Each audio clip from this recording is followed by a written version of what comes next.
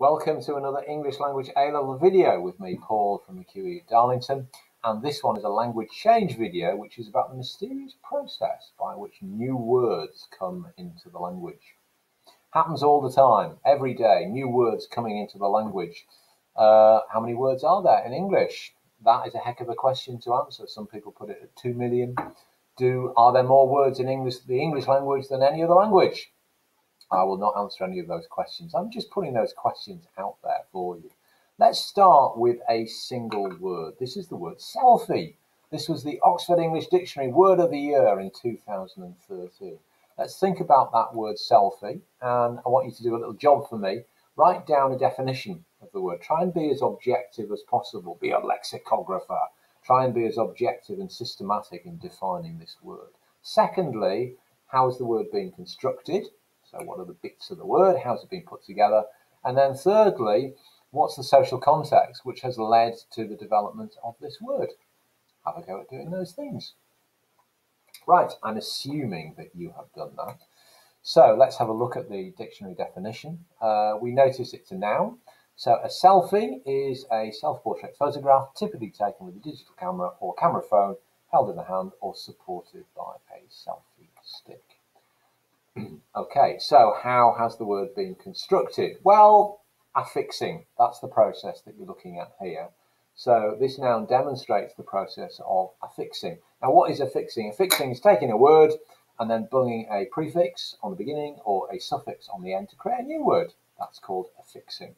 Okay, so in this case, it's that E sound on the end, which is called the diminutive form. So the E sound has been put on the end to create this new word. What about the social context? Well, why has it come into English? Well, it's surely to do with technological development because we've all got these fancy phones with cameras built into them. So we've got the technology to do it. And then secondly, we have this need, this human need to share aspects of our lives, don't we? And disseminate it out into social media. So the selfie has become a kind of like global phenomenon. So, when do you think this word was first uttered? In what situation was this word? How did this word come into existence in the very first place? Who made it up? Well, the record seems to be this. It was an Australian. The first use of the word selfie in any paper or electronic medium, it appeared in an Australian internet forum, and it was a post by somebody called Nathan Hope. Now, what's interesting here is that new words, they don't come into the language because some esteemed institution decides, yes, I think we will create this new word which everybody must use. It's a bottom-up process. It's tremendously kind of egalitarian and democratic. People on the streets out there, they start using a particular word and it spreads and disseminates in that way. It's not a top-down process often. It's a bottom-up process, if I can put it that way. Let's have a look at the first use of the word selfie ever recorded. I'm drank at a mate's 21st. I tripped over and landed lip first with front teeth coming a very close second on a set of steps. I had a hole about 1 centimetre long right through my bottom lip. I'm sorry about the focus. It was a selfie. And so the word selfie has been born. So there it was, sort of 10, 11, 12 years later, announced as being the word of the year by the Oxford English Dictionary. So it's got an Australian origin, and maybe that doesn't surprise us because the Australian English likes to use these diminutive forms. They don't say barbecue, they say Barbie. So here, selfie has that diminutive form as well. So it's kind of characteristically Australian piece of language.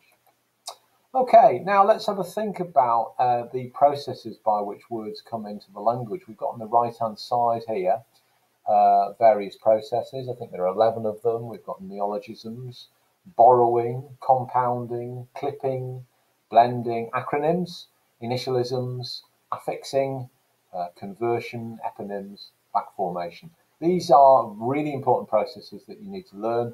And on the left-hand side here, you've got the definition of what they are. What you need to do, this is a matching exercise. You have to match the definition with the actual process. Stop the video there and do your work. Right, I'm assuming that you've stopped the video and you're doing your work. So, first of all, words are combined to form new words. These can be open, hyphenated, or solid? Right, so the answer to that one is compounding. Okay, so this is where you take a complete word and you put it with another complete word, put them together, that's compounding. They can be open, hyphenated, or solid. Now, what that means is, first of all, when those two words are put together, there's usually a space between them, i.e. it's open. So take the word long-winded, for example. I'm taking these examples from the textbook, page 196. So long-winded is an example of an open compound. Then over time, when people get into the habit of putting those two words together, they tend to be hyphenated. So user-friendly would be an example of a hyphenated compound. And then they become one word, don't they, where people don't even think of them as being two different entities. So think of the word handheld, for example, or another example would be cupboard. Okay, so those are all good examples of compounds, and it's a very common way of creating new words in the language. Right, number 2, a verb is created from an existing noun by removing a suffix. Right, now that's a tricky one. That's called back formation. So that's the idea that you've got an existing noun, like liaison, and then what you do is you clip it down to form a verb, like liaise, or a word like insertion gets clipped down to insert. So it's kind of clipping. It's a very particular kind of clipping, and it's called back formation. Edit is another example. The original word was editor, and then people started talking about editing things. So that's called back formation. Right, number 3, one or more free morphemes are combined with one or more bound morphemes. Right, that's the affixing. So that's the one that we talked about on Selfie. Okay, so you've got words like disinterest, for example, where you've got the word interest and then you're putting a prefix on the beginning to make it disinterest. Marketeer would be another example. So you've got market as your free morpheme, and then you've got the ear bit, which is a bound morpheme on the end. So that's a very common process of creating new words through affixing. Right, number 4, the deliberate creation of a new word. Not a common process of word formation. Well, I'm going to call that coinage or a neologism. And it isn't common at all. I mean, you can count on the fingers of one hand the number of words that have just been created by an individual. There are some famous examples. The word spoof, for example, or hobbit, created by Tolkien. Widget is another example. But it's not easy to think of those. So those are neologisms. They are newly coined words. Right, number 5, words are shortened and the shortened form becomes the norm. Well, that's clipping. Okay, so I'll give you some famous examples. Pram, for example, perambulator. Phone, telephone. Deli, delicatessen. Bus, omnibus. Gym, gymnasium. Flu, influenza. Okay, so it's a common practice for us to, because we talk quickly, on average, experts say that we say kind of like three words per second. Therefore, we need to find ways of speeding up the process of talk. And one of the ways that we're doing it is through clipping. Okay, so that was number 5. Number 6, a word shifts from one word class to another, usually from a noun to a verb. So this is conversion or functional shift. Take the word text, for example. So I'll send you a text, and within a very short time, people were talking about, oh, I'll text you. So that's the process of conversion. And so English is tremendously flexible like that, because when we convert a word from a noun into a verb, we don't actually have to do anything to the ending of the word, unlike in some other languages. In English, we don't have to do anything with it. So it makes English tremendously adaptable. You know, words can come and go. They can move between word classes in a very straightforward way. Number 7, taking words concepts from other languages.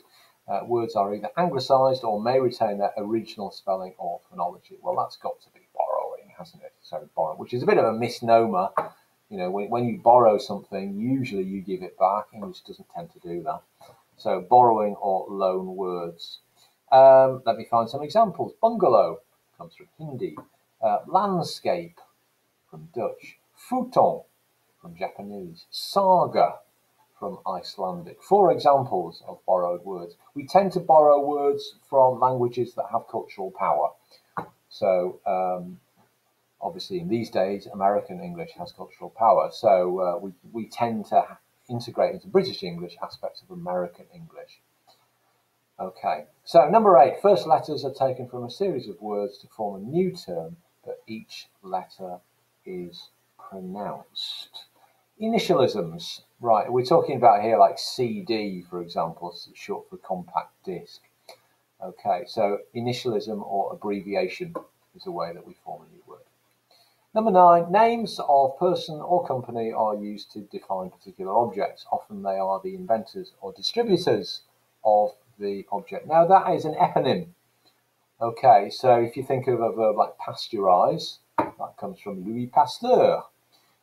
If we think of the word boycott or galvanize or things like sandwich, for example, 18th century Earl, who was so devoted to gambling that he wouldn't move from the table, and therefore he ordered his staff to get for him a chunk of meat and put it between 2 slices of bread. And so the humble sandwich was born. So these are eponyms. They are eponymous. So words that come from a particular proper noun. Number 10, a combination of clipping and compounding. Words are abbreviated and joined together to form a new term. Right, what's that one? That's got to be, I'm looking for it, blending. Yes, that's got to be blending, hasn't it? So we're talking about words like moped, motor, pedal, or motel, or smog, or newscast. Right? So you take 2 words, a bit different from compounding, where the 2 words exist side by side. In brunch, they're kind of squashed together. Okay, that's called blending. And then finally, the first letters are taken from a series of words to create a new term. Well, that's got to be an acronym, hasn't it? Have we got an acronym? Yes, we've got an acronym there. And here are some examples. AIDS, for example, or NATO, or ASBO. Remember those antisocial behaviour orders, ASBOs? So those are all examples of acronyms. So these are great examples of the processes by which new words are created. Okay, so if you were in my class, you'd be doing this particular task. So you'd be finding some neologisms created in the last year, 2020. So find and define 2 words that have been coined in the last year. Explain how these words have been formed, and explain why these words have come into existence right now in this era and this culture. Let me give you another example. This is a similar process to what we did on the selfie. Misgendering. That's an interesting word, isn't it? So it starts to come into the dictionary in 2020, misgendering. Definition, well, to refer to a person using terms that express the wrong gender, either unknowingly or intentionally. So, for example, calling a woman son, or a boy she, or an agender individual he or she instead of they. So those are all examples of misgendering. How's it formed? Well, you've got your base morpheme of gender, and then the prefix mis denotes wrongly or mistakenly, and the ing inflection shows that the original noun gender is now being used as a verb. So this is the process of a word being used as a different word class, and that's lexical conversion. So you've got some affixing going on, and it's lexical conversion. You've got 2 for the price of 1 going on there. Why is it being formed? Well, it's this rise in interest in gender politics, isn't it? So social attitudes in lots of countries have shifted, and people are wanting to challenge the old gendered stereotypes about, expected gendered behaviour and appearance and lifestyle. So that's where it's come from. Okay, now this is fascinating because although you're looking at words here, what you're actually looking at is social context. You're looking at social history. And, because language is simply a reflection of the times that we live in. So although it's a linguistic endeavour, actually it's a social inquiry that you're doing. Let me give you a final example of the sort of thing that I'm after. Look at the t-shirt. I'm about to commit carbicide. That's an interesting use of a word, isn't it? So the suffix "cide", denoting murder, as in regicide, the killing of a king, and infanticide, killing of a child, has been affixed to the morpheme "carb" to present humorously the negative effects of consuming too many carbohydrates. So, diet and health have become primary concerns in 21st century Western lifestyle and have therefore spawned an ever-increasing lexicon. This abstract noun is probably a journalistic neologism, and it's probably disseminated through social media, and it's invented to draw attention to a contemporary issue in an amusing way. And that's important, isn't it? A lot of the creation of these new words is done in an ironic, light-hearted way to grab your attention, and it's often journalists who are doing that. After all, it's their job to try and grab your attention through words, and so they're often responsible for creating these neologisms. Okay, so I hope you have a lot of fun with your own neologisms that you've discovered from 2020. Thank you very much.